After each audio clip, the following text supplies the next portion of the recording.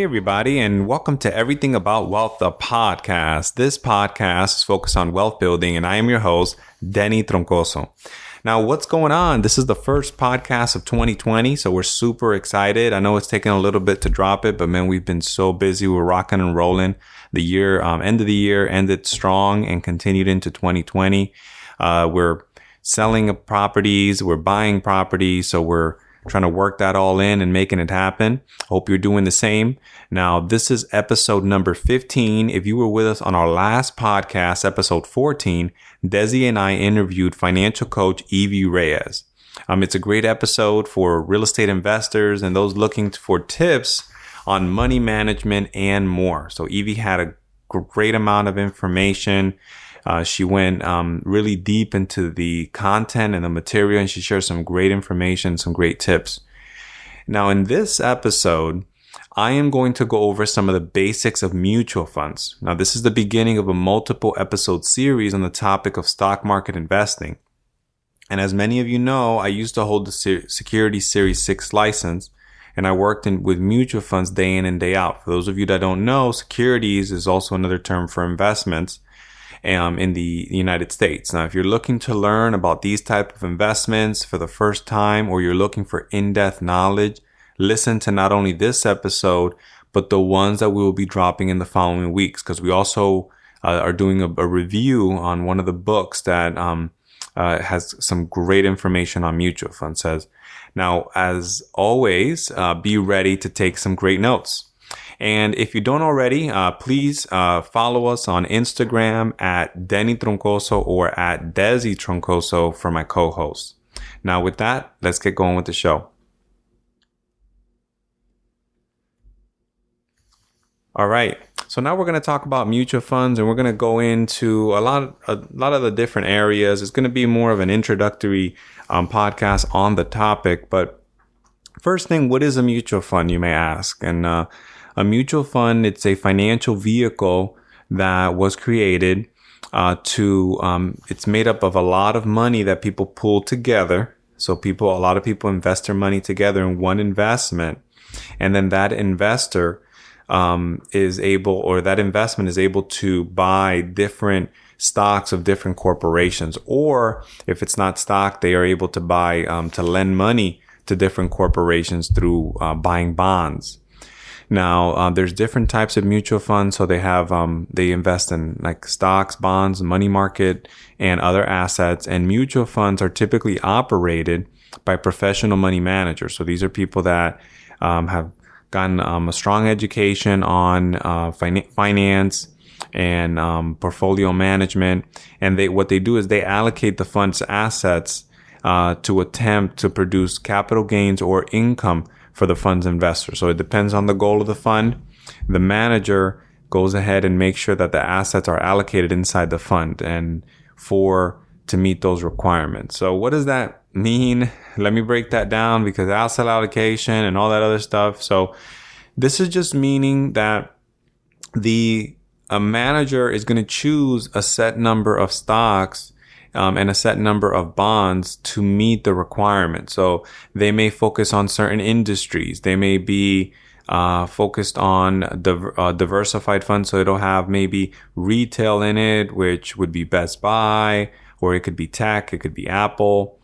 It could be maybe a manufacturing or pharmaceuticals. It could be so many different areas that they invest in.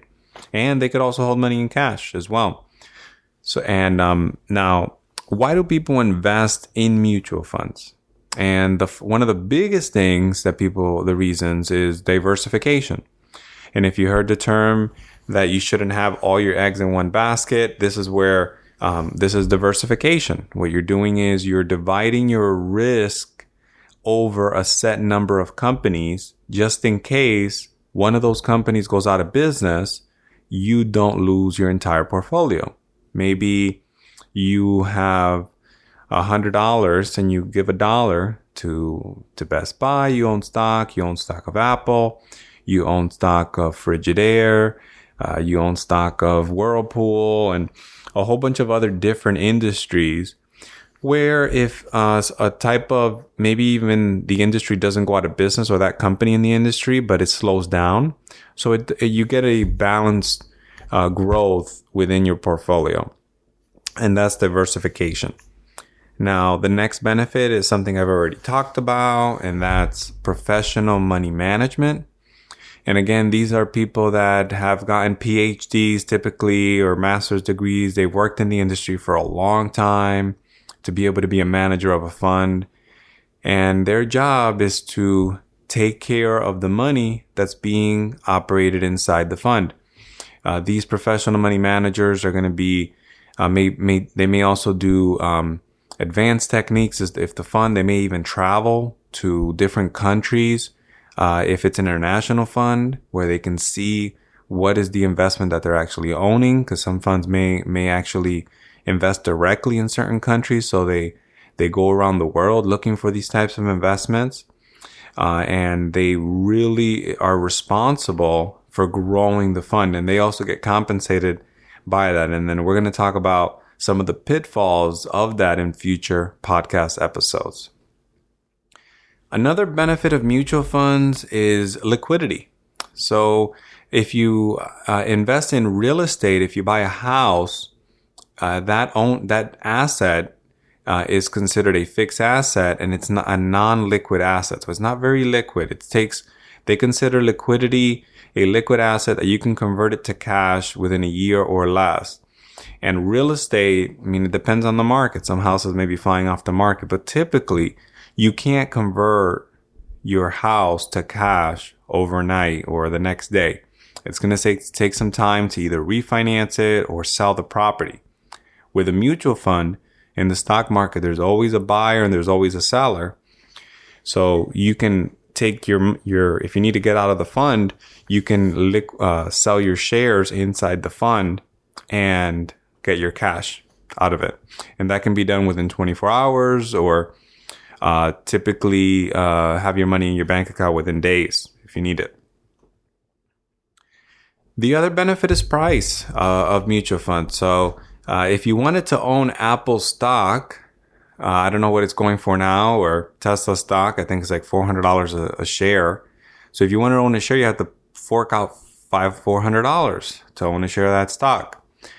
But what you could do with mutual funds, some of them allow as low as $25 or $50 a month in contributions.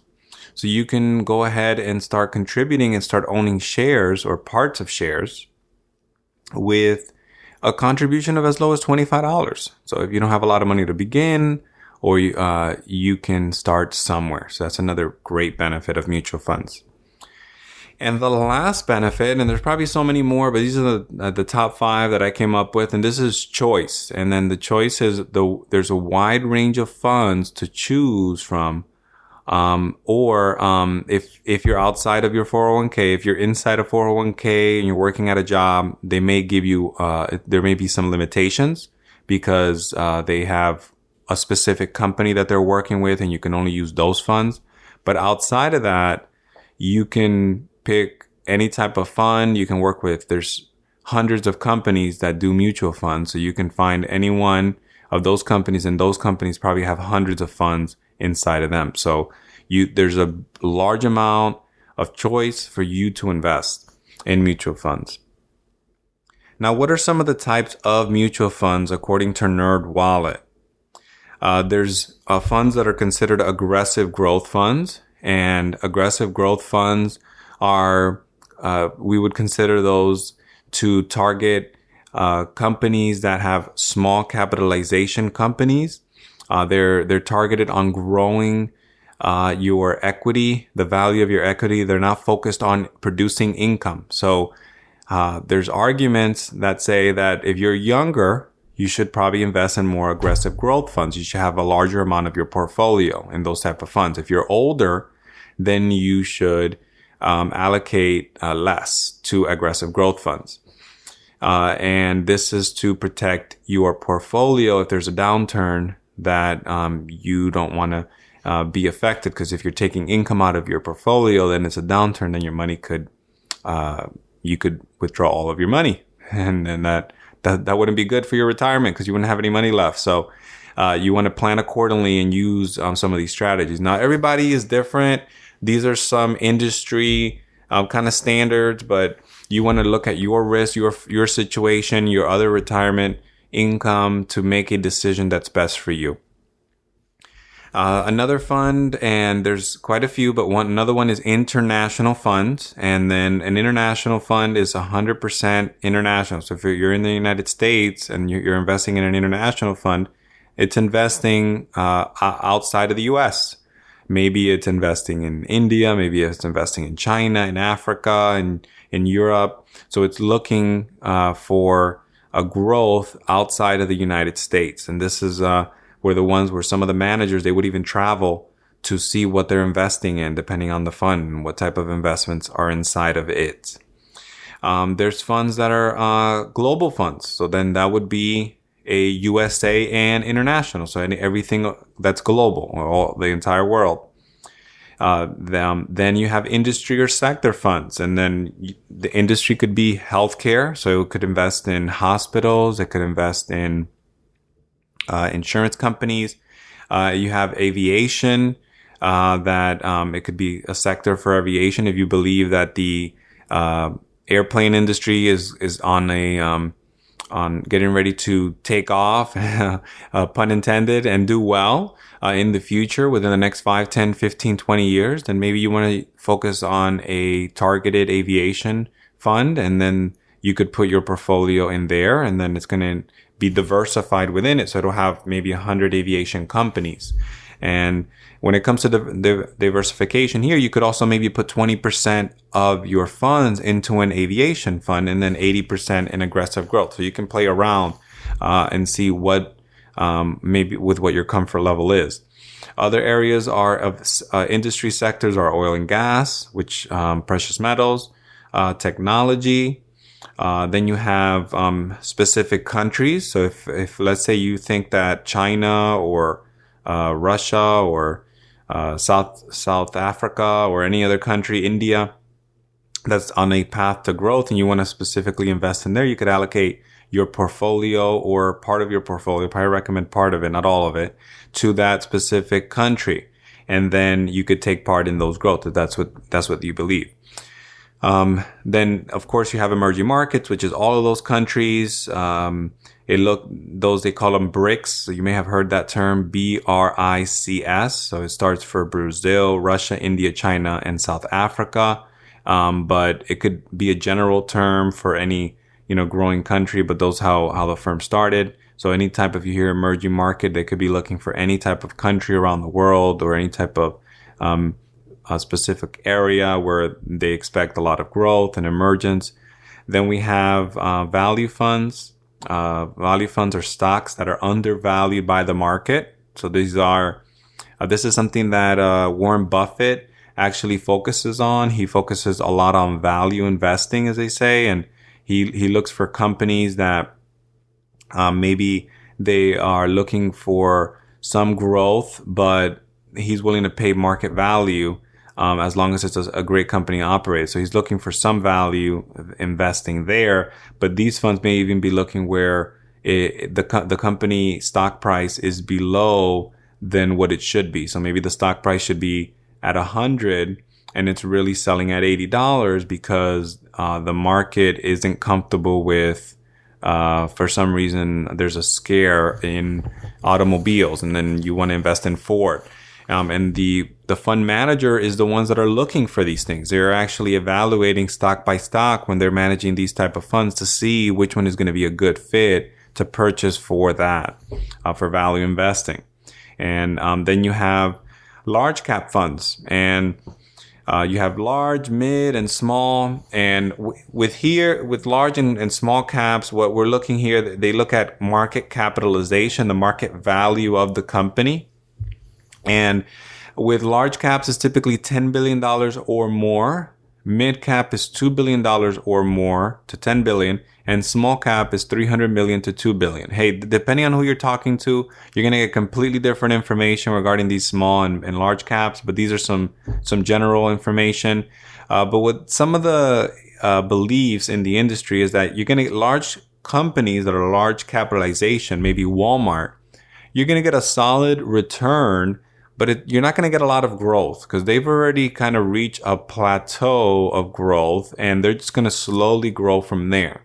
The companies that are mid cap or smaller, you're expecting that you're going to have more growth over time from those companies. However, they also say that there's more risk if you're investing with these companies because they are smaller, so they may not, they're less market capitalization, so then it carries more risks since the company hasn't maybe established itself in the industry, or could be so many other things.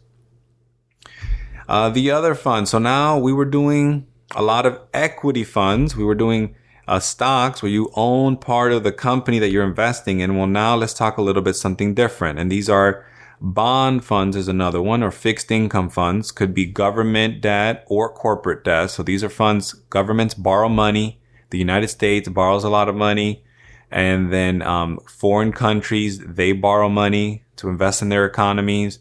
And you can actually lend money to these companies. And you're like thinking, wow, if I have $100, what are they going to do with my $100? Well, if there's 100 million people that they're all lending $100, then that's $100 million. So that's a big number that they could use for their economies. And they would pay you over time toward that an interest payment until at the end of it, they would pay you your principal back, typically a certain amount of time.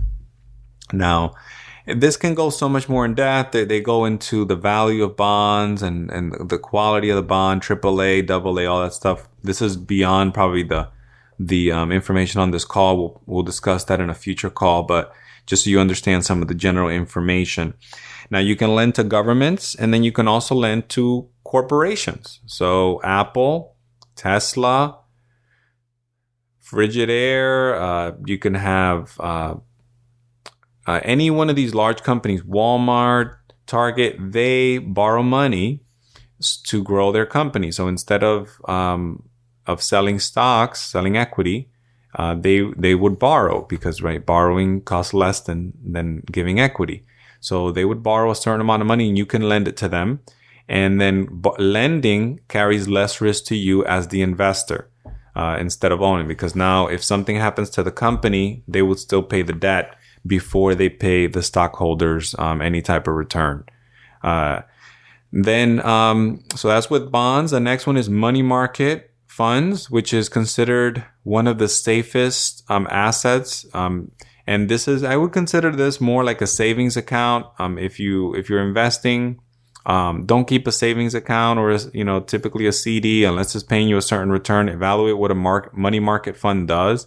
It's like a savings account on steroids, I would say. It gives you a nice return, but it doesn't carry a lot of risk. It's a mutual fund, but it typically is investing in certificates of deposit. It's investing in treasuries, is investing in commercial paper. It's not protected by FDIC insurance like your bank account is, but how the likelihood of FDIC insurance or being affected or anything with money market funds is very low. So this is a risk that's reasonable, but of course, evaluate your own situation, see what you're comfortable with, get educated so you can make your own decision. The next one is balance funds, and balance funds they may be 60% stocks, 40% bonds, and then it could kind of go completely different from there. It could be 30% bonds, 70% stock, the 50-50. They are also funds that could be target funds. So sometimes in your mutual fund, if you have a 401k, I see these a lot where they'll say retirement 2030, retirement 2040. Well, the fund is balance in a certain way from the beginning for that retirement date. So slowly over the years, maybe it starts off 70% stock, 30% bonds, then it starts going down where more the percentage inside the fund bonds start going up and stocks start going down, and they start reducing the risk of the fund. So when you retire at 2030, you have more income and there's less fluctuation in the value of your holdings there. All right. With the next one, we have specialty or alternative hedge funds. These could be managed futures, commodities, or real estate investment trusts. So this can get super complex. A hedge fund is a fund that they do everything under the water. They're not only investing in stocks, they're not only maybe doing bonds, but they could be lending money to people. They could be buying real estate investments. They can be doing anything under the water. Now, of course, also some hedge funds, what they do is they will just buy stocks and they will play the market, do options and own commodities and try to beat the market. That's their goal. Their argument is that if the market's doing 10%, I can do 15 or 20. So you want to invest with me. And they take a percentage of your holdings, of the growth as a what they call carried interest. Maybe if they earn $100 for you, they get $20 for that. And then they have a management fee, maybe somewhere around 2%. So it's like typically 2 and 20, they say. So 2% management fee, 20%, they get part of the growth of the fund. So it's kind of good because they may get paid only on the growth. Some of them even now are starting to change. So they may not charge a management fee. They may just get paid on the growth. So I think that that's more in line with that. But you need to see if they really have a track record of doing that. And now hedge funds are not for everyone either. You have to be an accredited investor typically to invest in a hedge fund. And accredited investors are people that they consider wealthy individuals. People have a net worth $1 million or more, etc. Or other things. And then I'll probably have another call just to go over what's the difference between that and sophisticated investor. So if you're not making $200,000, $300,000 a year, if you're married or per year for the last few years or you have $1 million net worth or higher, not including your primary residence, you don't qualify for a hedge fund. All right. The last one is index funds. And then this one I deliberately left it for the end to keep it last because index funds is what I've learned is the way that you need to go. And index funds, what they do is they don't try to beat the market. They are the market. So the index fund, it copies the market. There's certain market standards like the Dow Jones or the S&P 500, Standard & Poor's 500. These are called market indexes, and they just follow what the market is. They own all those shares of the top 500 companies inside the market. These type of funds will do, and they will perform based on how the market performs. Because there's an argument out there, and it's a very good argument, that most investors, the average, probably 99% of investors cannot beat the market on a consistent basis. Maybe they'll beat the market 1 year. Maybe they'll beat them 2 years. Maybe even 3 or 4 years in a row. But over the long term, the average investor does not beat the market when they're investing in the stock market because you just can't do it. It hasn't been proven. Now this is 99%. There's always an oddball there. There's some people that have been able to beat the market and do really well. But that's for another call to talk about that. All right. So I think you probably know more about mutual funds now than the average person. I've gone over a lot of the information there. So what are the different mutual funds? Now, what are some of the different types of companies that you can invest with to invest in mutual funds? And these are called fund families in the industry. So there's a company called Franklin Templeton. They've been in business for a long time, and they primarily do is have mutual funds within the company, and you can use their funds to invest with. There's another company called American Funds, Legg Mason, Guggenheim, Fidelity is another one. It's a very popular one. And then the last one, there's hundreds of others, guys, but these are some six that I pulled up. The last one is Vanguard. And Vanguard, what I like about them is that they not only offer index funds for what they do. The founder of the company, he's really 100% sold on index funds, and we're going to have a review of one of his books that I'm going to explain why that is. But Vanguard also tries to stay and keep the management fees of these funds as low as possible, because the management fees, if you're paying more people, the more you're paying them for your funds to manage your money, the less money you're going to have in the end when you retire. So they are very reasonable with their management fees. So I highly recommend you take a look at what their funds are doing. And then in the future episodes on this series, I'll be able to share some more information on why you should consider index funds and also consider working with Vanguard. And I'm not getting paid anything for that. This is just what I've learned, and I'm sharing and passing on the info for you. Now, what are the average returns of mutual funds? What's the next? So what's that? Well, it depends.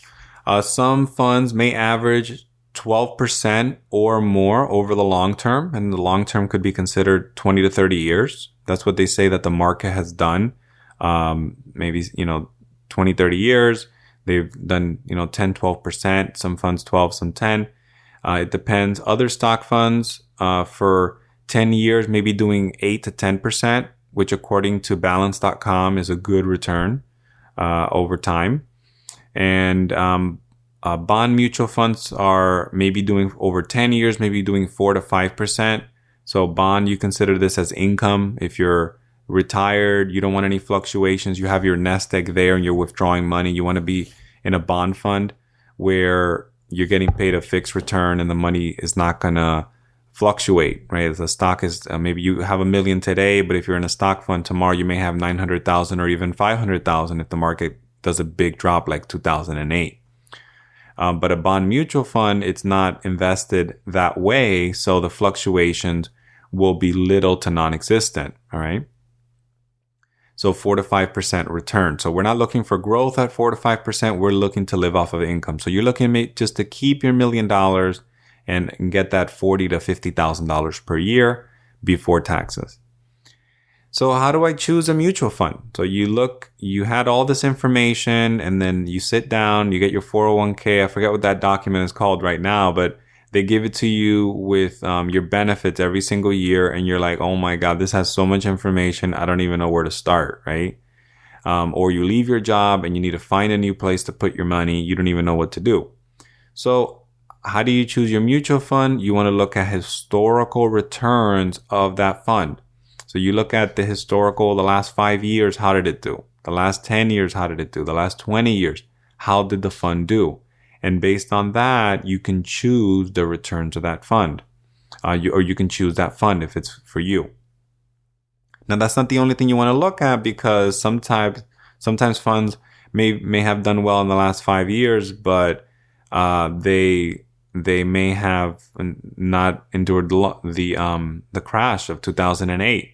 So you may not be comfortable investing in that fund. So you need to look, but that's one of the factors that you want to look at for those funds, and see what their historical performance has been. And of course, past performance, as they say, is no guarantee of future results. You're going to see that in all those fund advertisements. But this gives you an idea of if this is the fund that you want to participate in. The other thing you want to look at is expense ratios. How much are you going to spend to manage that fund, or to own that fund? Some funds may charge a 2-3% expense ratio. And that's a lot of money, because the more you're paying in expenses, over time, the less you're going to come out with for your retirement.